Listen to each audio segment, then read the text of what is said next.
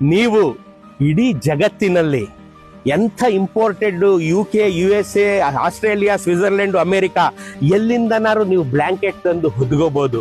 ಆದರೆ ಭಾರತದ ಕರ್ನಾಟಕದ ಹಾಲು ಮತ್ತು ಜನಾಂಗದ ಒಬ್ಬ ಕುರುಬ ತನ್ನ ಕೈಯಿಂದ ತನ್ನ ಬೆವರು ಬಸಿದು ನೇಯ್ದಂತ ಈ ಕಂಬಳಿಯ ಮುಂದೆ ಸರಿಸಮಾನವಾಗಲಾರದು, ಎಂದಿಗೂ ಸರಿಸಮಾನವಾಗಲಾರದು.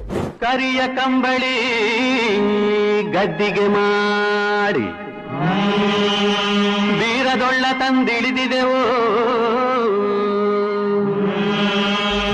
ನೋಡ್ರಿ, ಇದು ಹಾಲು ಮತ್ತು ಜನಾಂಗದ ಕುರುಬ ಜನಾಂಗದವರು ತಮ್ಮ ಕೈಯಿಂದ ಇದನ್ನ ನೇಯ್ದಂತ ಕಂಬಳಿ.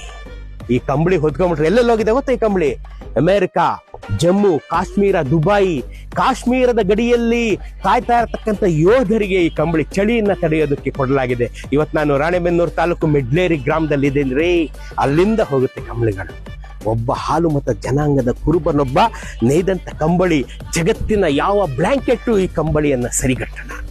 ಹಾಲು ಮತ್ತು ಜನಾಂಗದವರಿಗೆ ನನ್ನ ಹೃದಯಪೂರ್ವಕ ನಮನ.